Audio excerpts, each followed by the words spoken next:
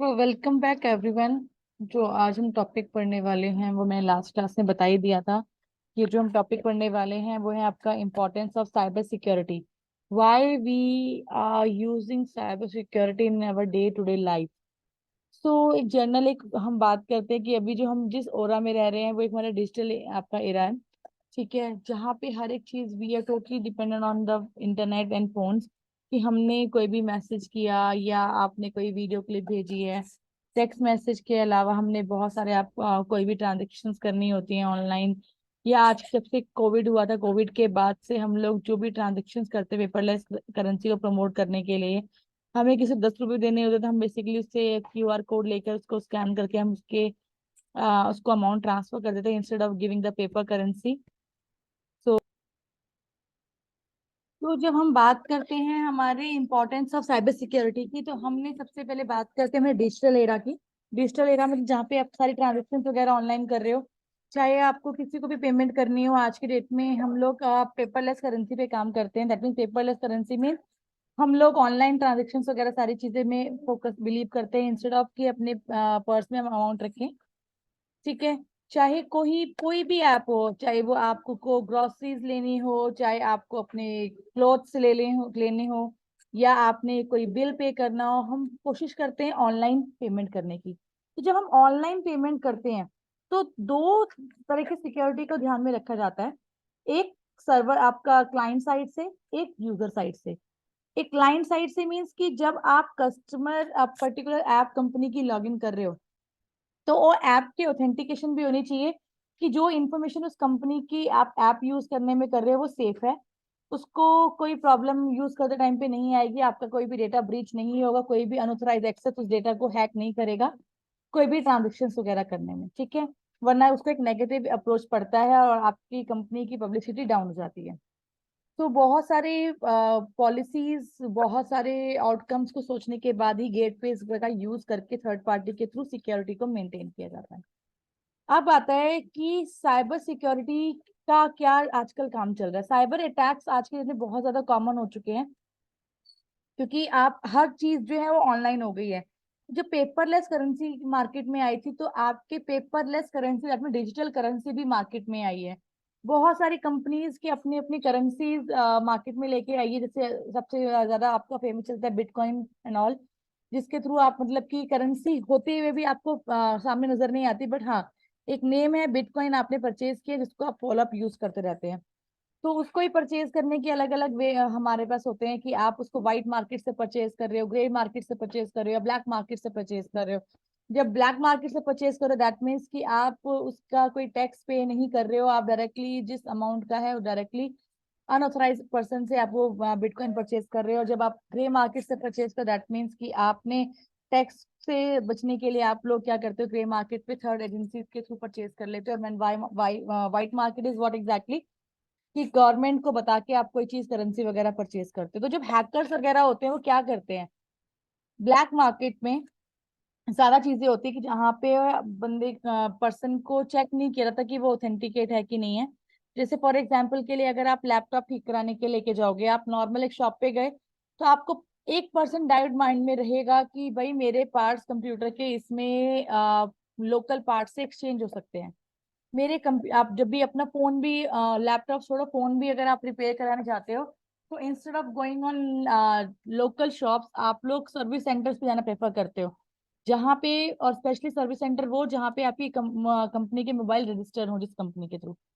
कि सैमसंग का service centre, Samsung की सारी डिवाइसेस सही होती है वहां पर, कि सैमसंग के सारे फोन आपके ठीक हो रहे हैं, रेडमी का आपका सर्विस सेंटर है। तो आपको पता है कि वो आपके पार्ट्स को, आपके ओरिजिनल आपके पार्ट्स को एक्सचेंज नहीं करेंगे।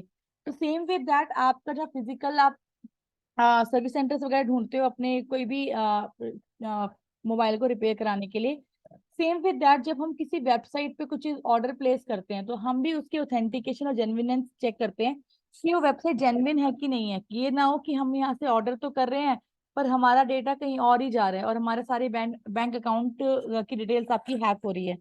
आज के डेट में फ्रॉड बहुत चल रहे हैं कि फोन आया कि हाँ जी आपके फोन में ओटीपी आया है, गलती से मेरे फोन में पैसे ट्रांसफर हो गए हैं, प्लीज आप अपना मुझे अकाउंट नंबर दे दो ताकि मैं आपके अमाउंट को वापस ट्रांसफर कर सकूं। तो इस टाइप्स के फ्रॉड्स बहुत चल रहे हैं मार्केट में, जिनसे हमें आज के डेट में बचना चाहिए। और बहुत सारे स्कीम्स हैं कि आपके अकाउंट में हमने 5 लाख रुपए जमा कर दिए हैं, आपको सिर्फ एक फॉर्मेलिटी करनी है, अपनी अकाउंट डिटेल देनी है। और लोग क्या करते हैं, लालच सोच के ऑनलाइन अपनी अकाउंट डिटेल दे देते हैं। तो उसमें क्या होता है, उनकी डिटेल्स वगैरह, उनका अकाउंट हैक कर लिया जाता है और अलग अलग प्लेसेस से उनकी अकाउंट से अमाउंट डिडक्ट हो जाता है, जो कि रिटर्नेबल नहीं होता। अगर आपने प्रॉपर फोकस करके ध्यान रखकर अपना काम किया है, या अपने एप्स वगैरह प्रॉपरली ढंग से इंस्टॉल किए हैं विदाउट एनी फेलियर्स। आप लोग क्या करते हो, जैसे कोई भी ऐप आप लोग लोड कर रहे होते हैं, तो आप क्या करते हैं, नेक्स्ट नेक्स्ट नेक्स्ट पे क्लिक किया जी, हो गया।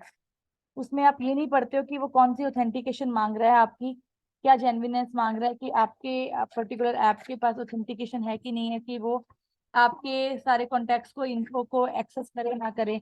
आप यस कर दे तो क्या होता है कि आपके ही डेटाबेस से पूरी क्लोनिंग उनके डेटाबेस में अवेलेबल हो जाती है।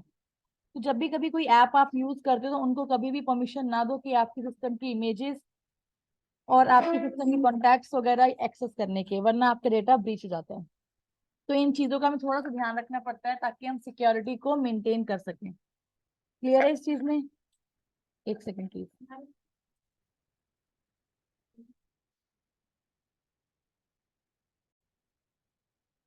नेक्स्ट हमारा आता है साइबर सिक्योरिटी गोल। साइबर सिक्योरिटी के गोल्स क्या होते हैं? जब भी हम किसी सिक्योरिटी के गोल्स, तो दैट मीन सबसे पहला गोल हमारा यही होता है कि हमारे जो इंफॉर्मेशन है वो ब्रीच ना हो, डेटा कोई लॉस ना हो।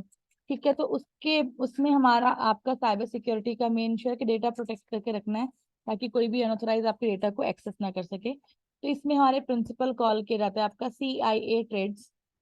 ठीक है, जिसका जिसका काम क्या होता है, आपकी इंफॉर्मेशन को सिक्योर का एक प्रॉपर एक स्ट्रक्चर के थ्रू आपकी इंफॉर्मेशन को सेव किया जाए, ताकि कोई भी इसके अंदर फ्रॉड ना पॉसिबल हो पाए। So here comes the model of CIA trade: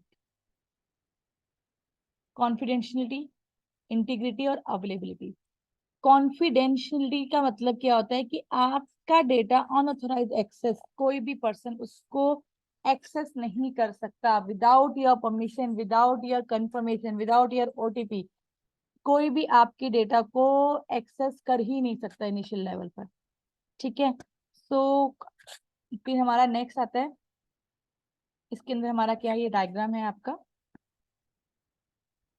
तो कॉन्फिडेंशियलिटी का मतलब क्या होता है हमारा, कि equality and the privacy that can be avoid unauthorized access information. It involves ensuring that the data is accessible by those who are allowing you to access, और जो आप डेटा को एक्सेस नहीं करना चाहते या अनऑथराइज उसको एक्सेस करने की कोशिश कर रहे हैं, उनको ब्लॉक करना, ताकि आपके डेटा को आप सिक्योर कर सको।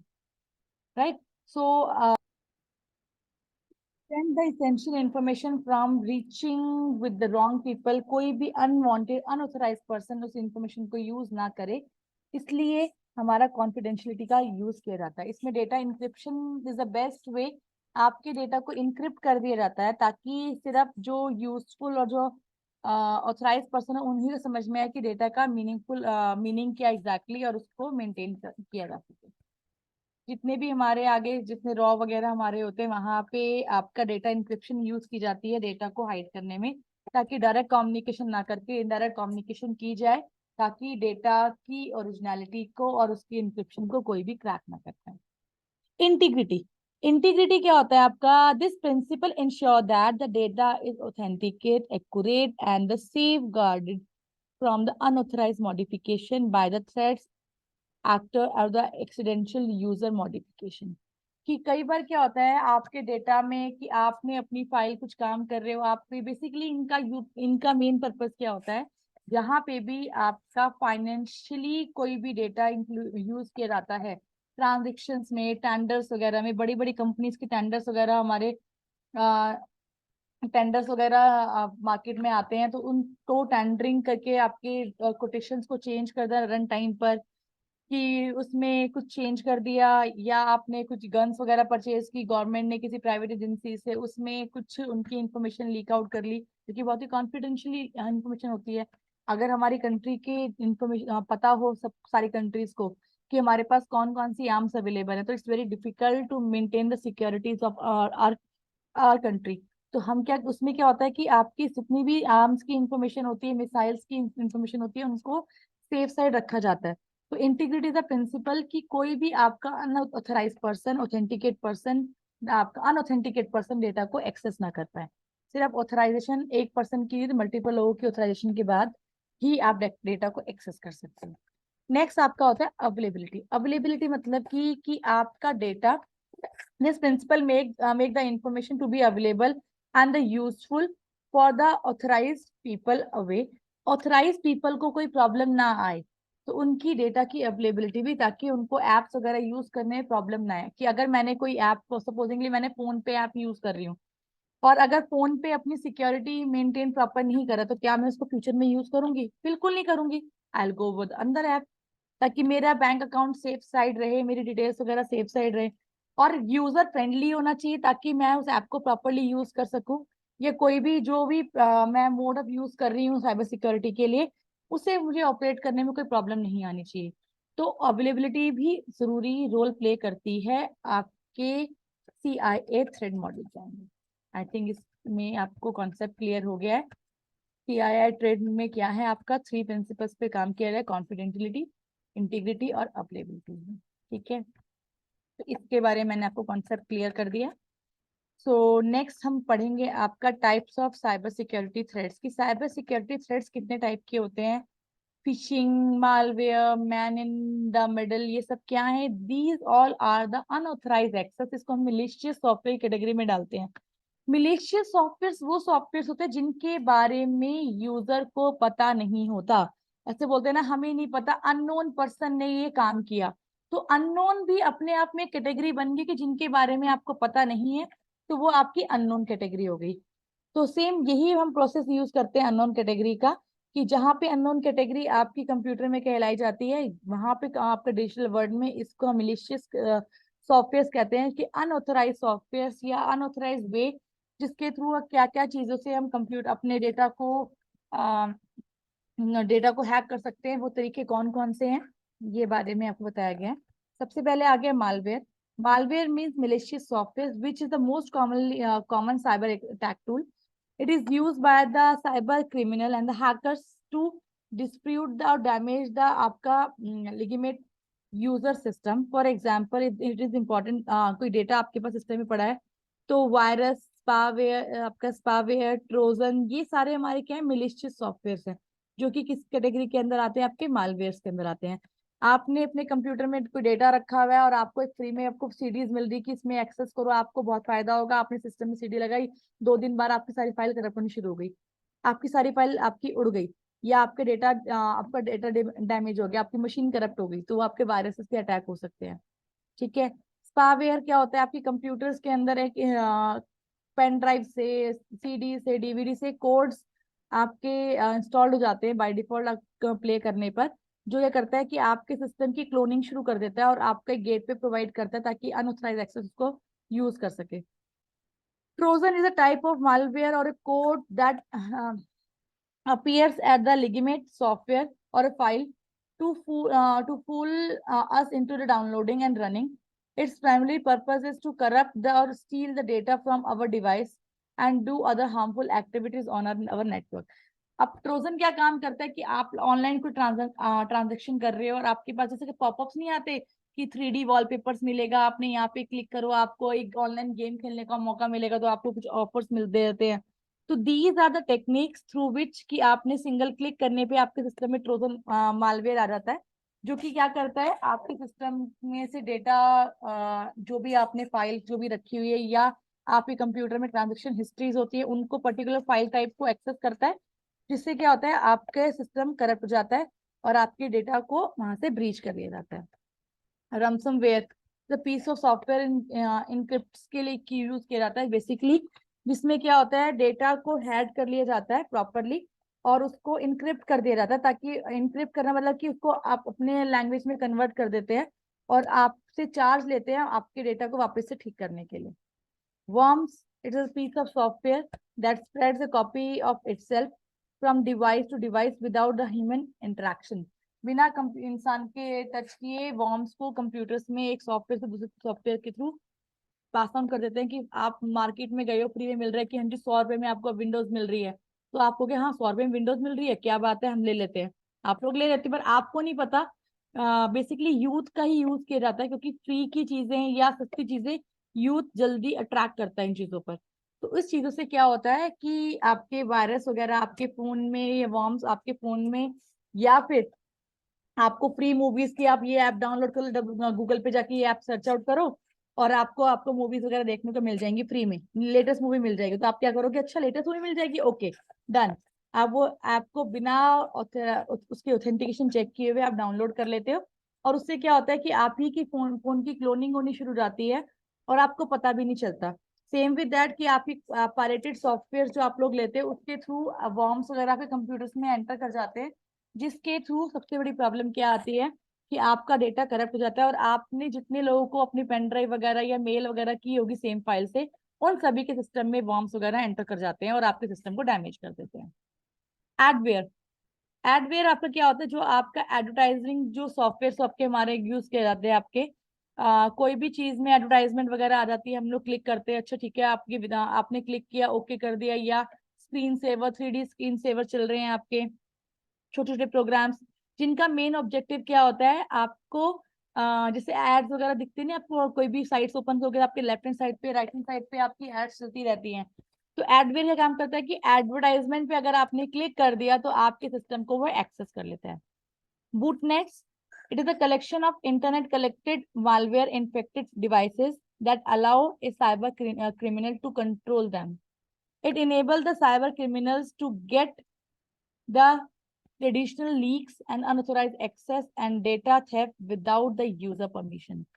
कोई भी डेटा अगर आपने कंप्यूटर में डाला हुआ है और आपका बॉटनेट्स एक्टिवेट है, तो आप इंटरनेट पे जब भी जितनी बार भी आओगे आपका डेटा को वो हैक करता चला जाएगा। इसलिए किसी भी अनऑथराइज एक्सेस को कभी भी इंटरनेट पे स्पेशली यस या बिना पढ़े ऑथेंटिकेशन को यस या नो नहीं करना चाहिए। पहले पढ़ना चाहिए कि वो आपसे सिक्योरिटी के बारे में बोल रहे हैं। हम यूजली क्या करते हैं, ये मैसेज कुछ भी आया बिना पढ़े yes yes next next next करते चले जाते हैं, जिससे हमारे सिस्टम को आगे लॉन्ग टर्म्स में प्रॉब्लम हो सकती है। फिशिंग, फिशिंग बेसिकली आप बोलोगे मैम ये पी से लिखा हुआ पर आप फिशिंग क्यों बोल रहे हो, क्योंकि पी साइलेंट होता है इसके अंदर।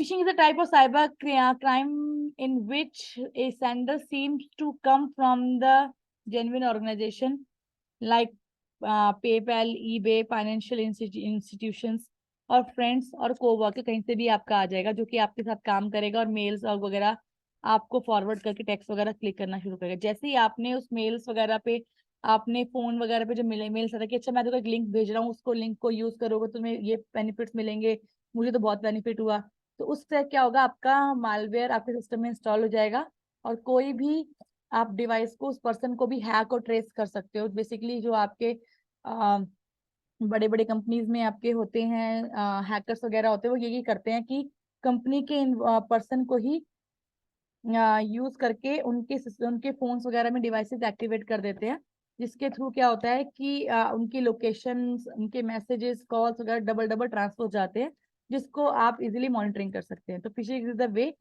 जो हैकिंग वगैरह में यूज किया जाता है। तो बाकी मैन इन द मिडल ये मैं नेक्स्ट क्लास में पढ़ाऊंगी। आज के लिए इतना ही, थैंक यू।